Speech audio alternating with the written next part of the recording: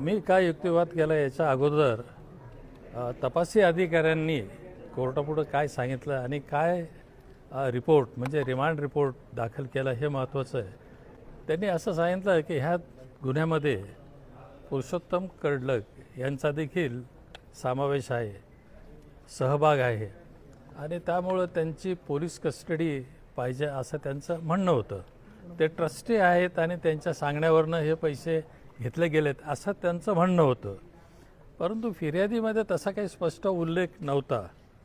तरीही त्यांचं असं म्हणणं होतं की तपासामध्ये तसं त्यांना निष्पन्न झालं आहे. तर मग ह्या मुद्द्यावर माझ्याकडनं जे सांगितलं गेलं ते असं की अगदी निश्चित कारण असल्याशिवाय पोलीस कस्टडी रिमांड देऊ नये. निव्वळ असेल नसेल शक्यता आहे ह्या गोष्टी विचारात घेता येत नाही असं माझं म्हणणं आहे. त्यामुळे देऊ नये असं मी कोर्टाला सांगितलं. आणि मग शेवट कोर्टाने इतरही गोष्टी त्यात ऐकून घेतल्या. माझं असं पूर्ण म्हणणं होतं की हे जे फिर्यादीमध्ये त्यांनी नमूद केलं आहे की काही आरोपींनी पैसे घेतले आणि फसवणूक केली, तर माझं असं म्हणणं होतं की हा फसवणुकीचा प्रकारच नाही आहे. पैसे घेतले आणि दर्शन करून दिलं नाही अशी तर केस नाही आहे. पैसे घेतले, वादा करता मानलं की पैसे घेतले, पण ज्यांच्याकडनं पैसे घेतले त्यांना देवापर्यंत दर्शनाकरता नेलं पण होतं. ते फसवणूक कशी होते असं एक माझं म्हणणं होतं. पण ठीक आहे, ही काही ट्रायल नाही आहे. ह्या सगळ्या गोष्टी ज्यावेळेस ट्रायल सुरू होते त्यावेळेस याचं महत्त्व आहे आणि त्यावेळेसच याच्याबाबत कोर्ट निश्चितपणे काही निकाल देऊ शकते. आणि हे सगळं म्हणणं ऐकल्यानंतर कोर्टाने पोलिसांना तपासाची संधी मिळावी म्हणून 20 तारखेपर्यंत ह्या आरोपींची पोलीस कस्टडी दिलेली आहे. याला काही राजकीय देखील बाजू आहे असं काही आहे? नाही, तिथं हा प्रश्न तिथं काही नव्हता. राजकीय बाजू वगैरे काही नाही.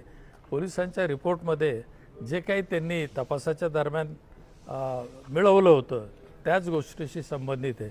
याचा राजकारणाशी काही संबंध नव्हता. पण ती गोष्ट अजून काही तशी वर आलेली नाही आहे. याच्यामागे काही राजकीय हेतू होता किंवा नाही.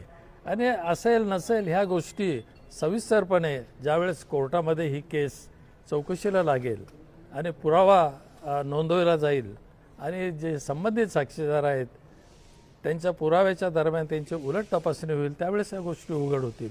आज ही वेळ नाही आहे ह्या सगळ्या गोष्टी लक्षात घेण्याची.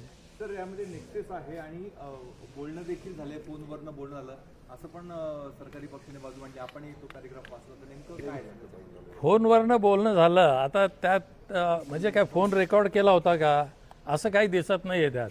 फोनवरनं बोलणं म्हणजे एकाने दुसऱ्याला फोन केला असेल, ते फोन नंबर असतील एकमेकाशी कॉन्टॅक्ट केल्याचे, परंतु जे काही संभाषण झालं ते रेकॉर्ड केलं आहे का ह्याबाबत निश्चित काही नाही आहे.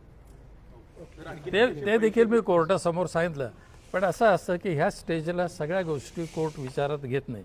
कोर्ट फक्त विचारात असं घेतं की तपासाकरता याची गरज आहे की नाही. फक्त हा एक लिमिटेड इश्यू तिथं असतो. ओके, चला.